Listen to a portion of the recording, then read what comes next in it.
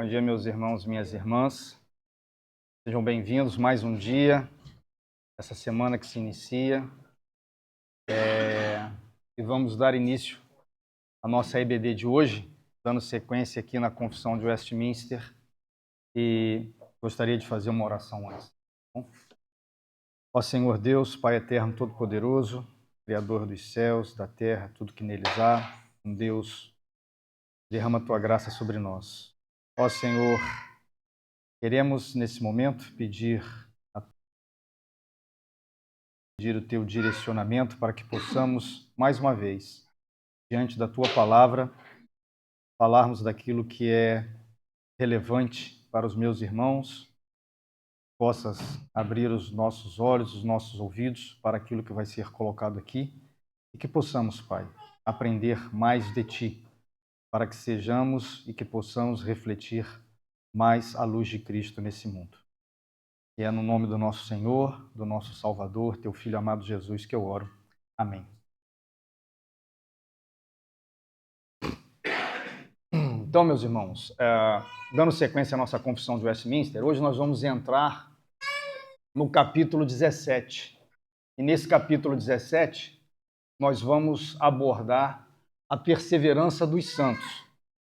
Uma coisa que vocês vão reparar, diante de tudo aquilo que nós já temos conversado, quando nós falamos da justificação, quando nós falamos da fé salvadora, quando nós falamos sobre o arrependimento, nós temos a parte que Deus nos preserva, a parte que Deus nos conduz e também a nossa responsabilidade diante do Evangelho.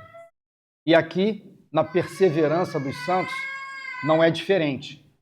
Vocês vão observar que tem a soberania de Deus nas nossas vidas a nos conduzir e também existe a nossa responsabilidade como cristãos, como crentes que somos. E é interessante só nós observarmos o seguinte aspecto. Nós não temos consciência do pecado se nós não temos o Espírito Santo habitando dentro de nós. Isso é importante. Então, isso também é fundamental para entendermos a nossa parte na perseverança dos santos. Para lembrar, nós estamos aqui na redenção. Nós temos a criação, a queda, a redenção e a consumação. E nós já vimos aqui o chamado eficaz, a vocação eficaz, nós já vimos aqui a fé salvadora, nós já vimos a justificação, nós já vimos a santificação, e nós observamos que tudo que nós conseguimos diante de Deus, do Pai, é através de Cristo. Nós não conseguimos nada se não for através da obra salvadora do sacrifício de Cristo em nossas vidas. E já no primeiro parágrafo, esse capítulo, ele é um capítulo que não é muito extenso, são 3 parágrafos, mas em contrapartida eu acho que é um capítulo bem denso e tem bastantes referências bíblicas para nós podermos estudar. Então, o que Deus tem feito? Parágrafo 17.1. O que Deus tem feito com relação a perseverança dos santos? Os que Deus aceitou em seu bem-amado, os que chamou eficazmente e os santificou pelo seu Espírito. Então, bem-amado, Cristo nos chamou eficazmente. Em quem? Pelo seu Santo Espírito. Não podem decair do estado da graça. Não podem decair do estado da graça. Aqueles que são eficazmente chamados pelo Espírito Santo de Deus e através de Cristo não podem cair do estado da graça. Nem total, nem finalmente.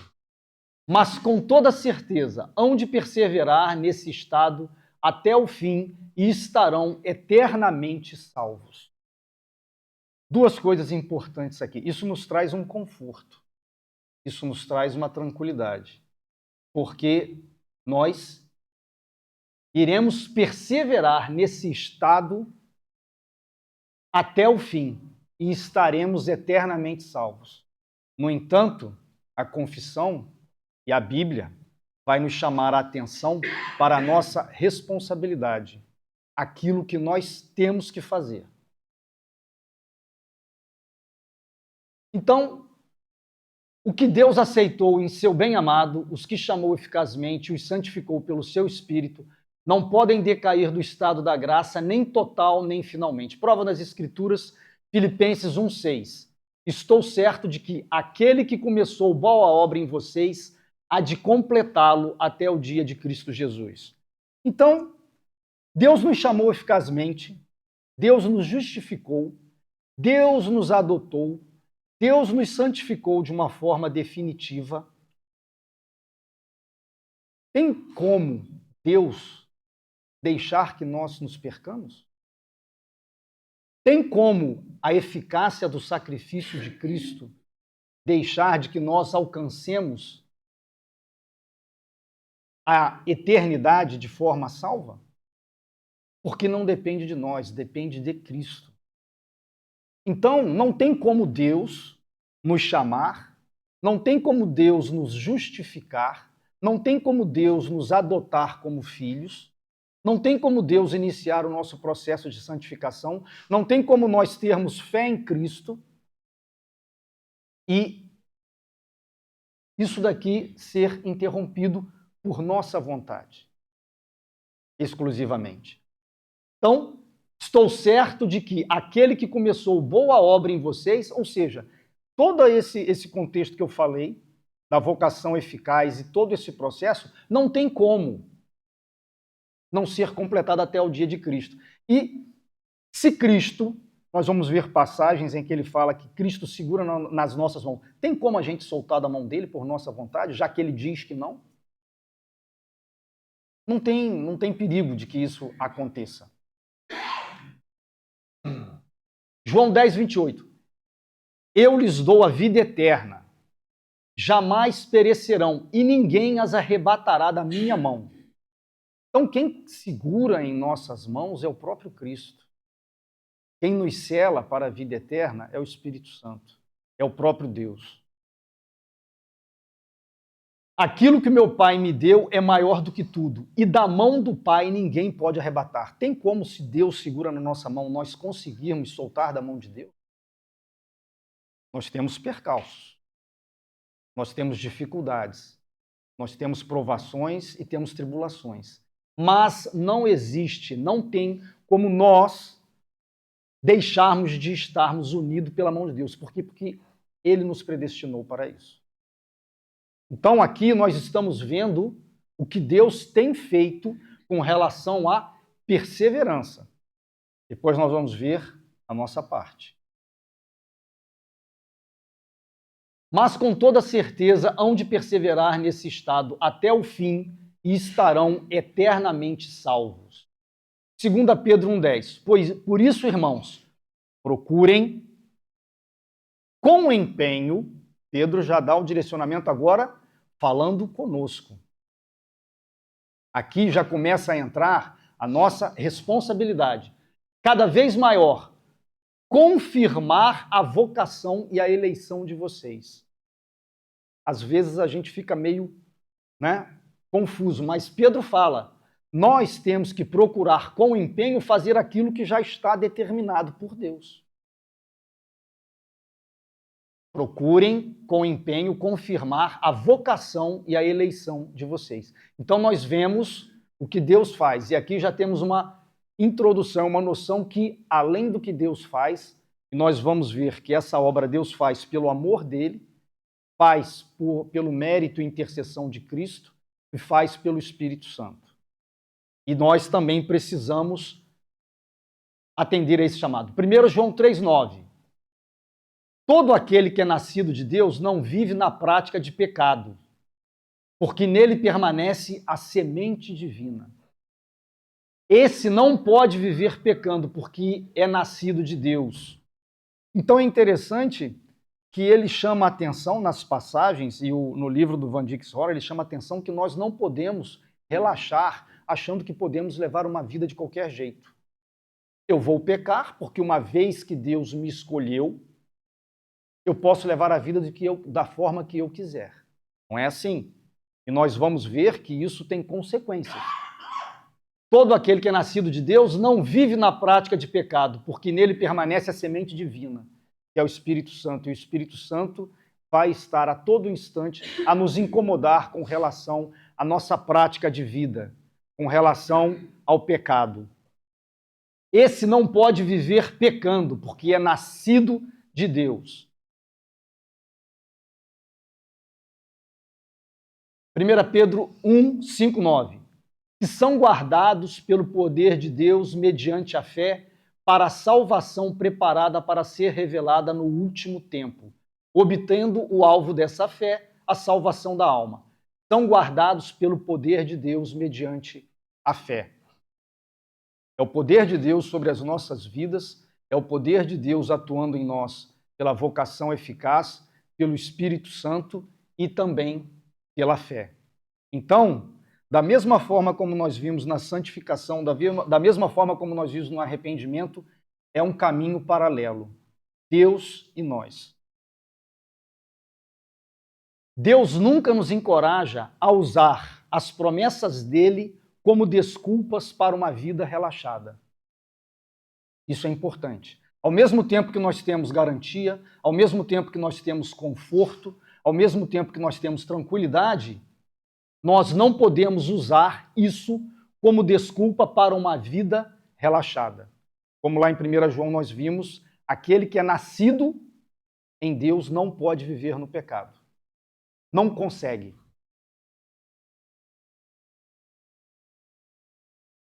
Então agora, a graça do Evangelho, do segundo parágrafo. Essa perseverança dos santos não depende do livre arbítrio deles.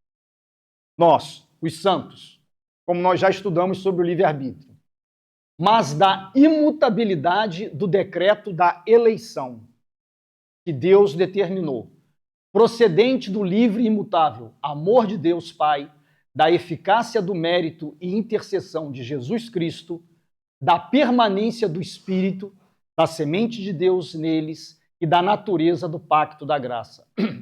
Essas são a base da sua certeza e da infalibilidade da perseverança deles, da perseverança dos santos.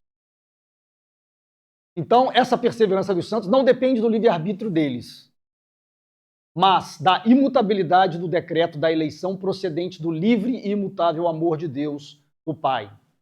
2 Timóteo 2, 18, 19. Se desviaram da verdade, dizendo que a ressurreição já aconteceu e estão pervertendo alguns em sua fé. Entretanto, o firme fundamento de Deus permanece tendo este selo.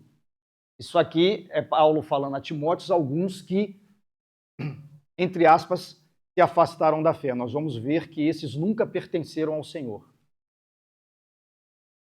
O Senhor conhece os que lhe pertencem, e mais, afaste-se da injustiça todo aquele que professa o nome do Senhor. Orientação para quê? Para que nós exerçamos aquilo que é a nossa responsabilidade.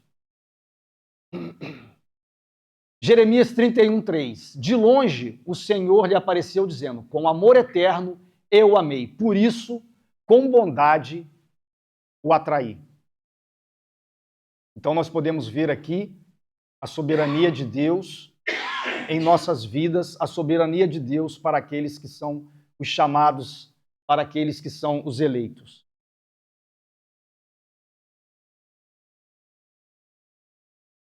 Agora nós vamos ver aqui, nós tínhamos aqui procedente do livre e imutável amor de Deus o Pai, agora da eficácia do mérito e intercessão de Jesus Cristo. Hebreus 13, 20 e 21. Ora, o Deus da paz que tornou a trazer dentre os mortos o nosso Senhor Jesus, o grande pastor das ovelhas, pelo sangue da eterna aliança, aperfeiçoe vocês em todo bem, para que possam fazer a vontade dele.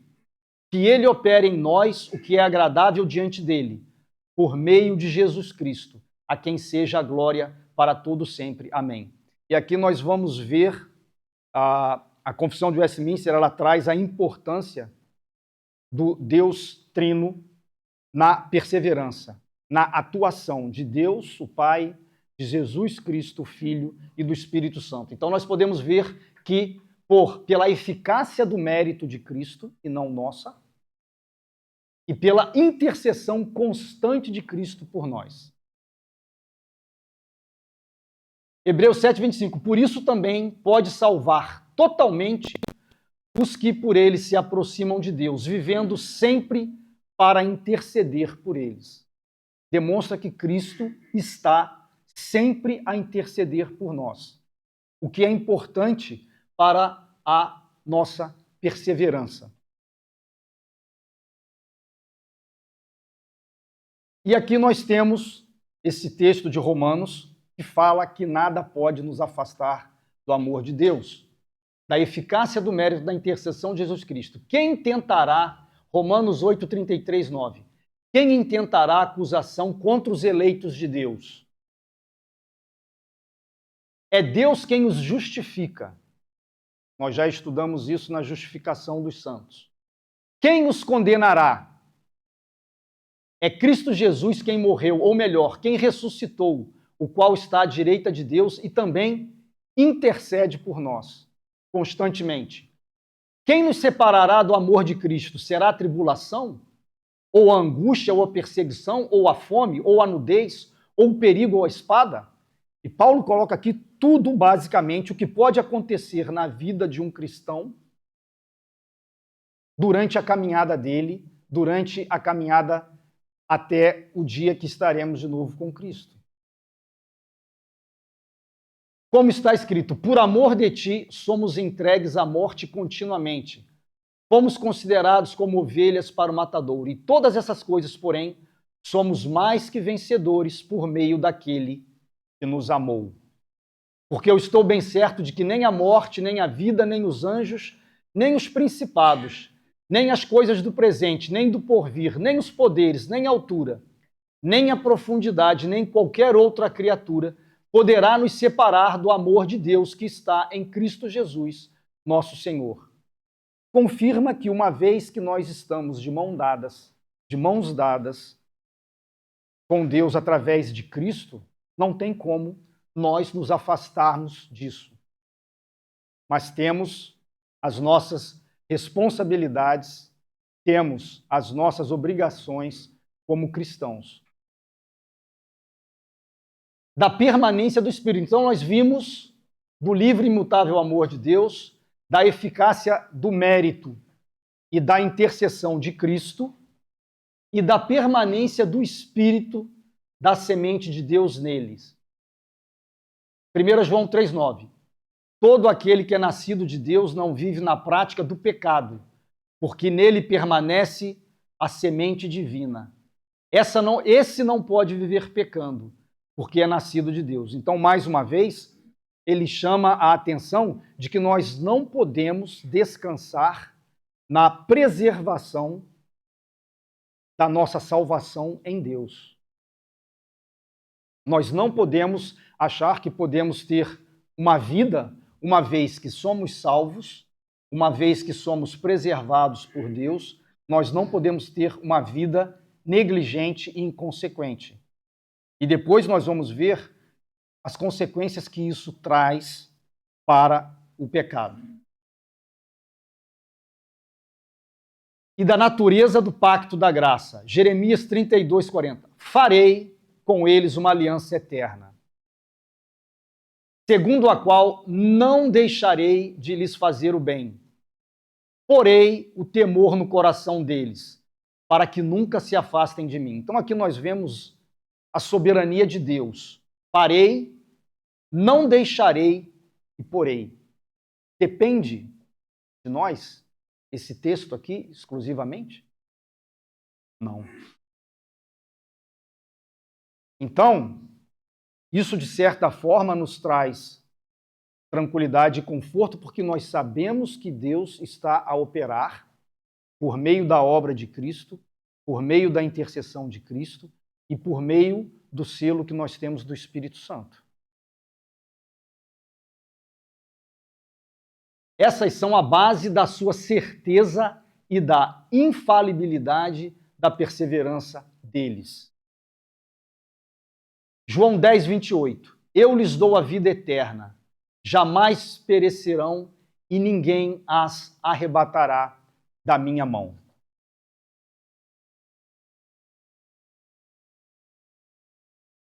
1 João 2,19. Eles saíram do nosso meio, mas não eram do nossos, porque se tivessem sido dos nossos, teriam permanecido conosco. Mas eles se foram para que ficasse manifesto que nenhum deles é dos nossos. Então, muitas vezes surge o questionamento: e aqueles que eram cristãos e apostataram e abandonaram a fé? Na realidade, eles nunca foram. Porque senão nós estaríamos contradizendo tudo que a Escritura diz sobre a perseverança, sobre a salvação. Então, como está aqui em 1 João, não eram dos nossos. Se tivessem sido dos nossos, teriam permanecido conosco. Então, isso acontece. Então, chama a atenção de que nós não podemos perder a salvação. Na realidade, são pessoas que não creram verdadeiramente.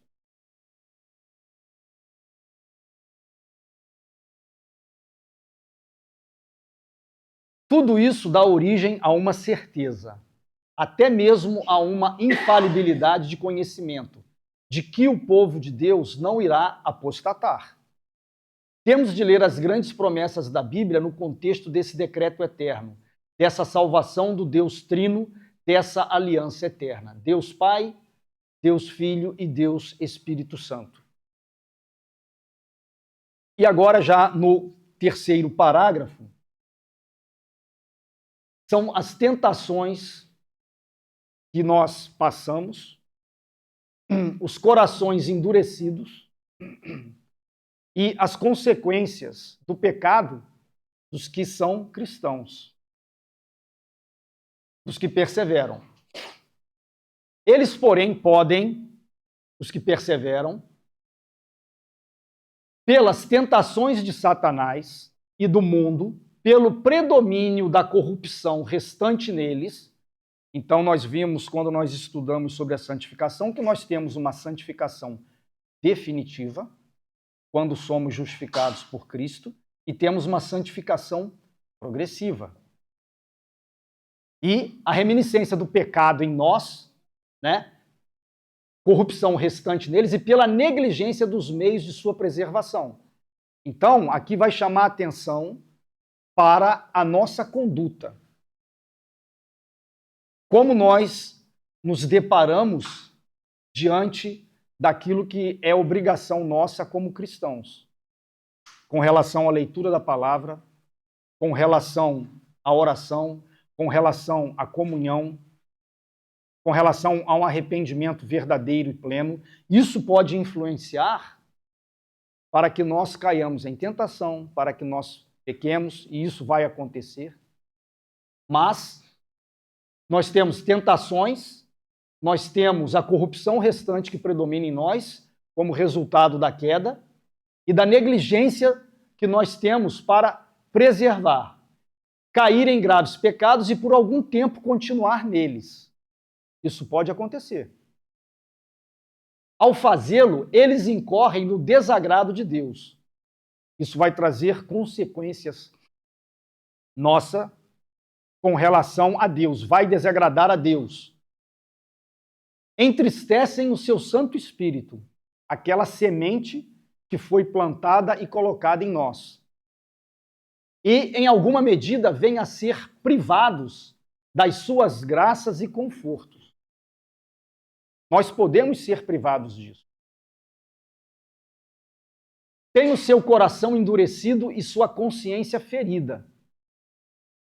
Isso pode acontecer para nós, cristãos, que caímos em pecado e permanecemos no pecado. Deus pode fazer isso conosco, e nós vamos ver também o porquê.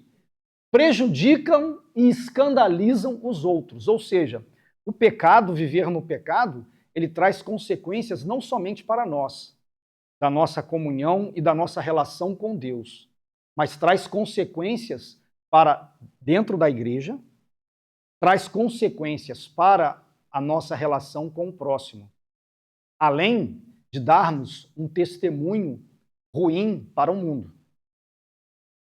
Então, a perseverança no que diz respeito a nossa conduta, ao nosso esforço, ela é extremamente importante. Porque traz todas essas consequências. Prejudicam, escandalizam os outros e atraem sobre si juízos temporais. E não o juízo definitivo. Juízos temporais. Então, o crente, o cristão, que durante a sua trajetória de santificação e durante o seu processo de perseverança cai, vai trazer consequências não como uma punição de Deus em nossas vidas de forma definitiva, mas como um pai que corrige ao filho que ama, para que nós possamos ser corrigidos, para que nós abandonemos o pecado e para que nós sejamos edificados e nos tornemos cada vez mais semelhantes a Cristo. Mateus 26, 74. Eles, porém, podem, pelas tentações de Satanás do mundo, pelo predomínio da corrupção restante neles e pela negligência dos meios de sua preservação, cair em grave pecado. E aqui nós temos o texto clássico em que Pedro nega Jesus 3 vezes. E o Van Dix-Horer, ele chama atenção que antes de Pedro cair nessa negação, ele considera que Pedro foi negligente com algumas coisas. Primeiro, Pedro foi negligente com a advertência que Jesus fez a ele. Segundo, quando Jesus os chamou para orar, eles caíram em profundo sono. Então, quando ele fala aqui pela negligência dos meios de sua preservação, chama para nós a nossa responsabilidade naquilo que Deus fala e pede de nós. Então, mas ele negou diante de todos e disse: não sei o que você está dizendo. Ele negou outra vez com juramento: não conheço esse homem. Então ele começou a praguejar e a jurar: não conheço esse homem. E no mesmo instante o galo cantou. Então, às vezes, eu particularmente me penso, como pode Pedro, um homem que viveu com Cristo, viu todos os milagres que Cristo fez, tudo, que pelo Espírito Santo de Deus, que pela revelação de Deus disse que ele era o Messias, como ele pode ter negado Cristo? E momentos antes ele falou que não ia deixar que nada acontecesse com Jesus. Ele cortou a orelha do soldado. Então isso chama atenção para as nossas vidas, da nossa responsabilidade e da negligência que nós, infelizmente, temos diante daquilo que nós temos que fazer e da responsabilidade que nós temos no nosso caminho de perseverança. Como vários outros que nós vimos da santificação, do arrependimento.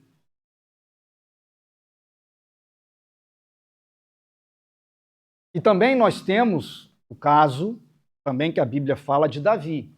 E aqui o autor do estudo da Confissão de Westminster, ele fala que dá a impressão de que Davi, ele permaneceu sem arrependimento durante um tempo maior comparado com o de Pedro. E pelas Escrituras nós temos, eu não sei dizer com precisão o tempo, mas que Pedro foi logo confrontado por Jesus, de uma forma muito amorosa. Mas Davi, a impressão que nós temos é que ele permaneceu sem arrependimento pelo pecado durante um tempo, até que o profeta Natan chegasse e falasse com ele.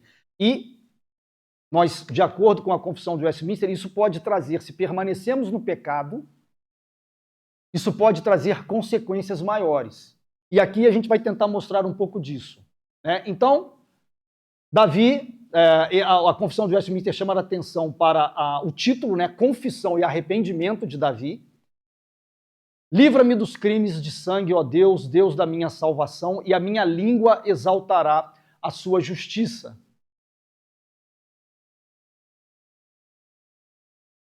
E aqui nós temos como consequência para o pecado de Davi, ele teve um comprometimento que fez, devido a isso, com que o filho dele morresse. O filho dele, com Betseba, morreu. Então, se nós permanecemos no pecado, isso pode trazer consequências para as nossas vidas. Então ele faz essa comparação do que aconteceu com Pedro e Davi, que ambos pecaram, mas ele fala com relação ao tempo em que não se arrependeram. Isaías 64, 5, 7, 9. Tu sais ao encontro daquele que com alegria pratica a justiça, daqueles que se lembram de ti nos teus caminhos. Não há ninguém que invoque o teu nome que se disponha a apegar-se a ti. Porque escondes de nós o teu rosto e nos consomes por causa das nossas iniquidades. Eles incorrem no desagrado de Deus. Não te enfureças tanto, ó Senhor, nem te lembres para sempre da nossa iniquidade. Olha para nós, por favor, pois todos nós somos o teu povo. Então fala da importância do arrependimento e mais uma vez lembra aquela passagem de João, que nós não podemos permanecer no pecado. Esse tempo vai variar de cristão para cristão. Apenas lembrando que existem consequências para permanecer no pecado. E não entristeçam o Espírito de Deus. Então nós vemos aqui, ao fazer isso, eles incorrem nos desagrados de Deus, entristecem o seu Santo Espírito e não entristeçam o Espírito de Deus no qual vocês foram selados para o dia da redenção. Ou seja, consequências do cristão que peca, permanece no pecado e não se arrepende.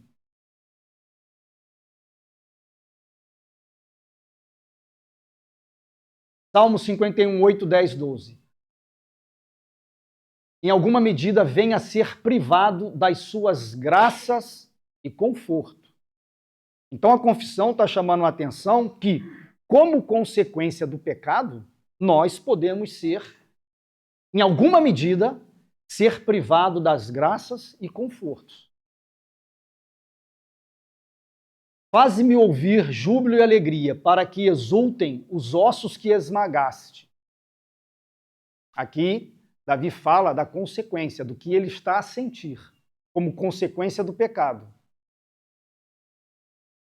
Cria em mim, ó Deus, um coração puro e renova dentro de mim um espírito inabalável. Restitui-me a alegria da tua salvação e sustenta-me com um espírito voluntário. Então é muito comum que, às vezes, quando nós temos um pecado e permanecemos nele, a gente perca a alegria. A gente perca aquela satisfação, a gente fique preocupado na nossa relação com os irmãos. Então, é necessário o arrependimento para que você volte a ter aquela alegria. Então, a confissão chama a atenção para que as consequências do pecado, que em alguma medida, ela vai trazer privação das graças e do conforto do cristão. Por isso a necessidade de estarmos constantemente reavaliando as nossas vidas, pedindo ao Senhor em oração para que nos revele aqueles pecados, principalmente aqueles que às vezes nós não sabemos, como no outro dia a Camila comentou, aqueles pecados ocultos.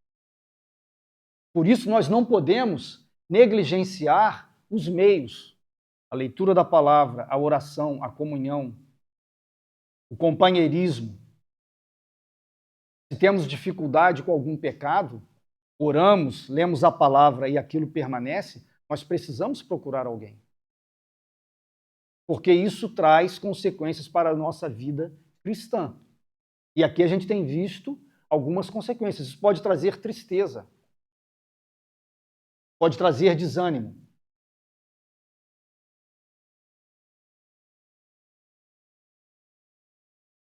Tem o seu coração endurecido e a sua consciência ferida. Então Deus, como forma de nos disciplinar, como forma de nos corrigir, ele pode fazer isso. Endurecer o coração e colocar uma consciência ferida. Com qual objetivo? Para que nós levantemos e nos arrependamos dos nossos pecados e temos uma mudança. Isaías 63:17. Ó Senhor, por que fazes com que nos desviemos dos teus caminhos? Por que endureces o nosso coração para que não te temamos? Volta por amor dos teus servos e das tribos da tua oração, da tua herança. Obrigado. Então, pode acontecer se continuamos no pecado, Deus vai nos tratar. E graças a Deus por isso. Por favor, irmão.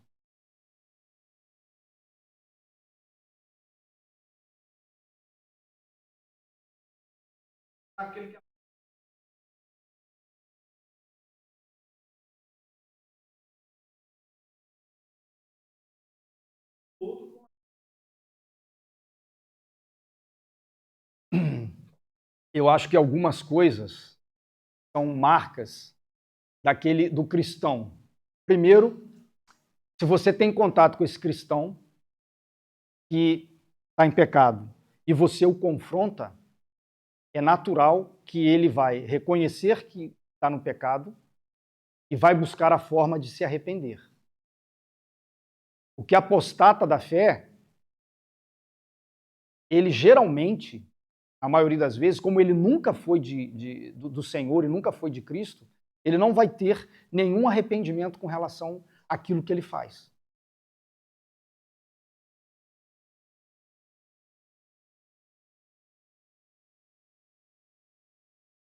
Eu não posso lhe garantir.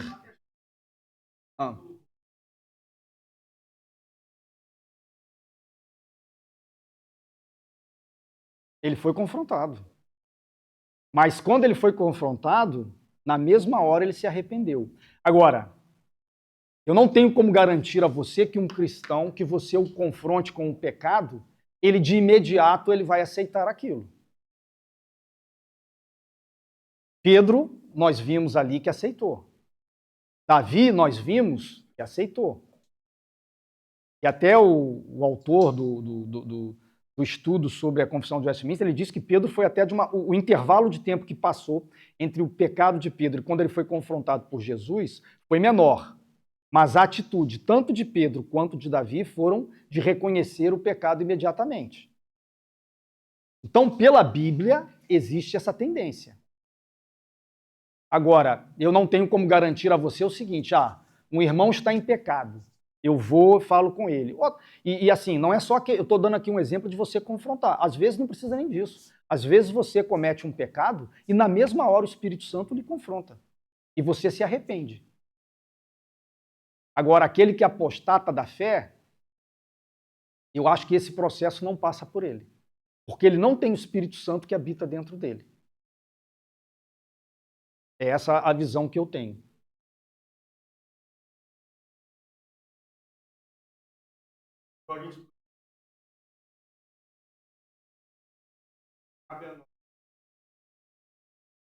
Sim. Acha que voltar para Cristo? Sim. Sim. Sim. Aposta. É porque essa palavra apóstata é uma palavra bem forte, né? É uma palavra assim, é como se ela determinasse que aquela pessoa, a nossa esperança, eu tenho um irmão na fé, e ele demonstra características que apostatou, a minha esperança é justamente essa tua. Mesmo que ele diga que hoje fale assim, eu não creio em Cristo. Eu não creio que Jesus Cristo é o Messias. Eu não creio que Jesus Cristo é o Salvador da minha vida. Eu não creio que eu dependo de Cristo para ser salvo. Nem, por exemplo, meu irmão. O meu irmão, uma vez eu tive a oportunidade de falar do Evangelho para ele. Ele falou que não acreditava em Cristo. Ele não acreditava que Cristo era o Filho de Deus. E para ele, depois que você morria, acabava tudo. E, infelizmente, o meu irmão, há 10 anos atrás, ele faleceu num acidente trágico. Ele faleceu afogado numa cachoeira. Eu poderia virar para você e falar, eu tenho a sensação de que ele não conhecia Cristo, mas eu não posso te falar o que aconteceu com ele naqueles momentos que ele estava preso, a água subindo na cabeça dele, na relação dele com Deus. Ele já tinha ouvido falar sobre Cristo, já tinha ouvido falar sobre o Evangelho. Se naquele momento ele pediu misericórdia a Deus, então, assim, é muito difícil, né? Essa pergunta que o Ronaldo coloca é uma pergunta que geralmente nós temos, mas o que você fala é perfeito, nós não temos. A nossa esperança é que sempre aconteça com esse irmão o que aconteceu com Pedro e o que aconteceu com Davi. Que se arrependam. Que reconheçam o senhorio de Cristo. Então, por exemplo, a minha mãe, que não é cristã, imagina ela chega para mim um dia e fala assim, meu filho, você acha que eu vou encontrar, que nós vamos encontrar com o meu filho no céu? Eu só posso falar para ela, mãe, se ele creu em Cristo como Senhor e Salvador da vida dele, com certeza. Mas eu não tenho como te dizer agora. Eu conversei com ele um tempo. Ele falou que não acreditava em Jesus como Filho de Deus e para ele morreu, acabou. Então não tenho como te dizer.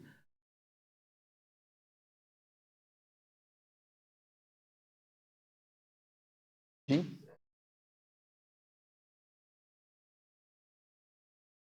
Pois é, mas aí talvez aí é o que o Ronaldo falou. Ele, na realidade, nunca pertenceu a Deus.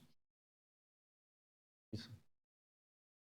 Sim, sim. Reconheceu a Cristo como Senhor e Salvador, né? Porque o ladrão da cruz, no momento que ele está para morrer, ele olha para Jesus e pede para Jesus, ele reconhecia que Cristo podia fazer aquilo que ele... Sim, não temos como rotular.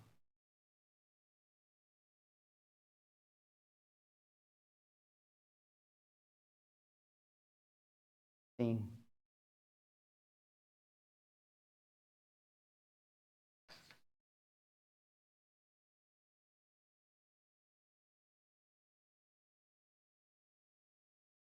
O exemplo não se arrependeu, não é? Sim. Então nós temos aí o exemplo de Pedro, que se arrependeu, e Cristo orou por ele, orou por todos, na realidade. Né? Fala, Natan.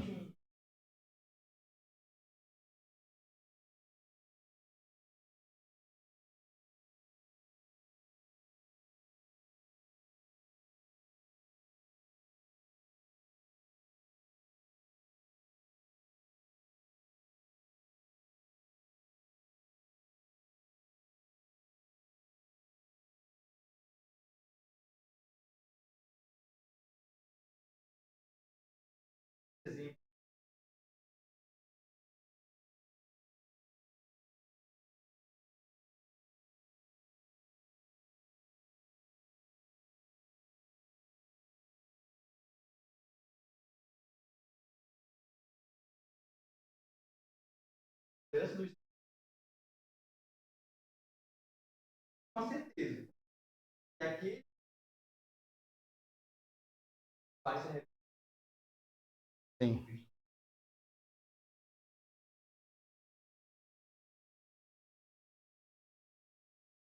Não mas ganhe o seu, salve o seu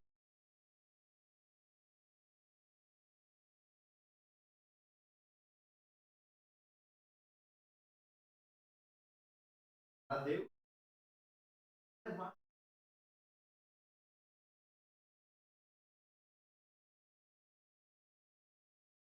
E tem também, né, você falando aí, me lembrei do filho pródigo. Quem olhasse para o filho pródigo, quando ele saiu, abandonou tudo, o que queria falar?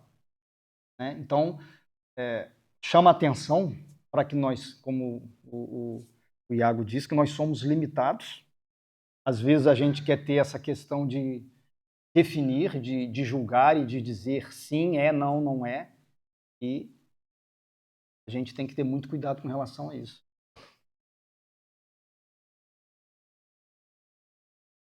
Salmo 32, 3, 4. Enquanto calei os meus pecados, envelheceram os meus ossos pelos meus constantes gemidos todo dia. Então, provavelmente, Davi aqui está fazendo uma análise do que ele sofreu enquanto os pecados dele não ficaram calados e ele não se arrependeu verdadeiramente. Porque a tua mão pesava dia e noite sobre mim. A mão de Deus pesava dia e noite sobre ele. E o meu vigor secou como no calor do verão. Então, o que eu acho que é importante, a gente deve sempre trazer para a prática das nossas vidas. O que pode acontecer conosco se estivermos em pecado e se nós nos calarmos com relação a ele. Então, temos que estar sempre pedindo graça e misericórdia do Senhor para que nós possamos constantemente nos arrepender.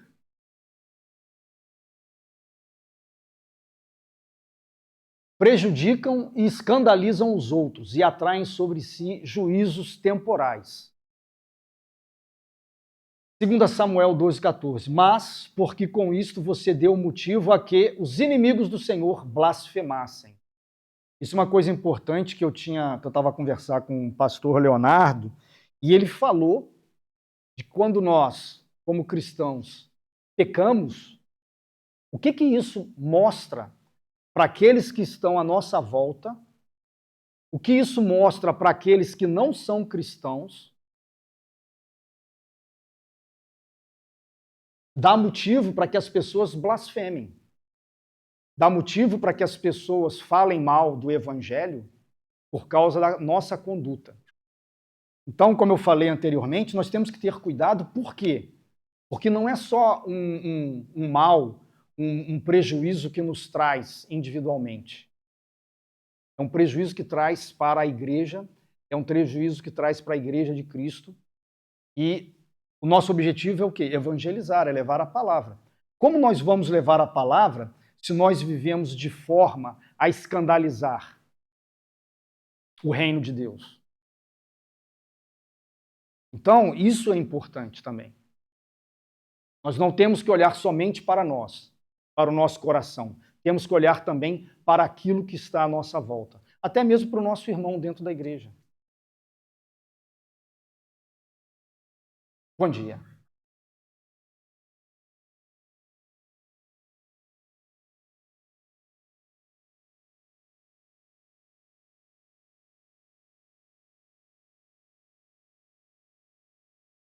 Obrigado.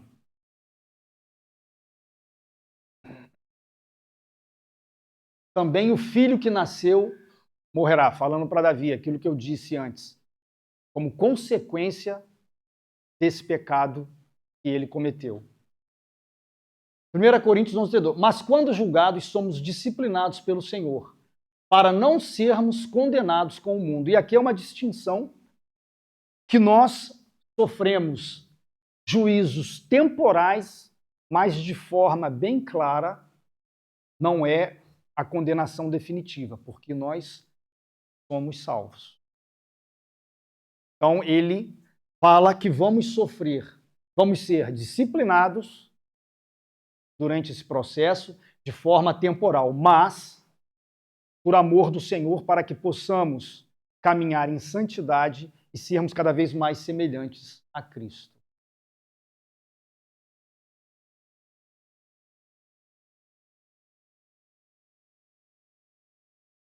Então, o Van Dixhoorn, ele fala, deveríamos estar conscientes de que temos um inimigo, de que não há território neutro neste mundo e de que somos soldados fracos na melhor das hipóteses. Nós deveríamos ser rápidos em usar todo o apoio gracioso que o Senhor nos fornece.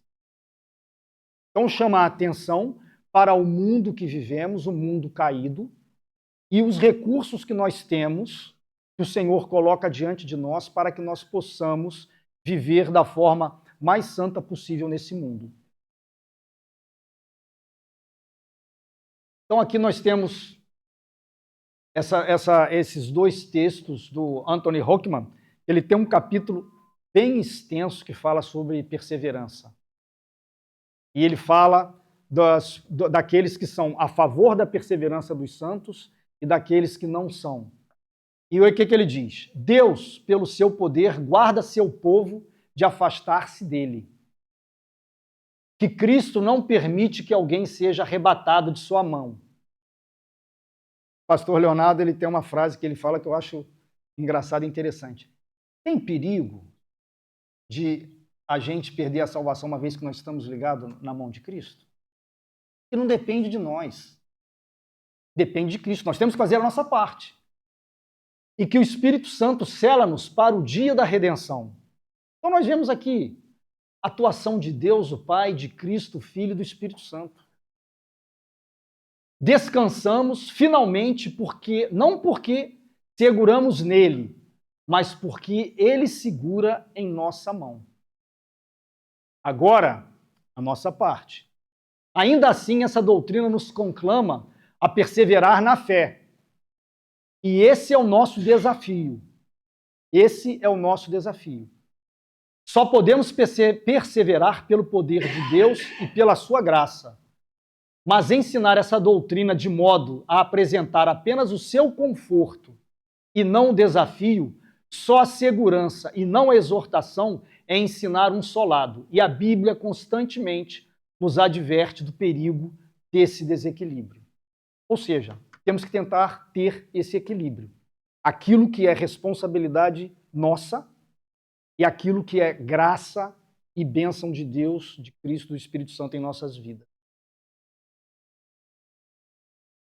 Se alguém quiser fazer mais algum comentário, colocar mais alguma coisa. Então, queria agradecer mais uma vez pela presença de vocês, por estarem aqui, para podermos compartilhar esse momento juntos de aprendizado da palavra. Vamos orar. Ó Senhor Deus, Pai eterno, todo-poderoso, ó Senhor, como é maravilhoso podermos estar diante de Ti através de Cristo. Como é maravilhoso, Pai, podermos aprender mais de Ti. E como é maravilhoso, Senhor, sabermos que Tu nos preserva em Cristo e pelo Teu Santo Espírito. Ajuda-nos, Senhor, na nossa caminhada de perseverança, na nossa caminhada de santificação, na nossa caminhada de arrependimento, Pai. Guarda-nos para que sejamos diligentes. Guarda-nos, Pai, para que sejamos atentos às Suas graças e àquilo que o Senhor diz nas Tuas Sagradas Escrituras sobre o que devemos fazer, Pai, para caminharmos em perseverança diante de Ti. Obrigado por este momento, obrigado por esta oportunidade, obrigado pela vida de todos os meus irmãos e irmãs que se dispuseram a estar aqui. Obrigado pelo pequeno almoço que vamos ter agora, por essa provisão, e também, Pai, mais tarde, no culto de louvor e adoração a Ti. E é no nome do nosso Senhor e Salvador, Teu amado Filho Jesus, que eu oro. Amém.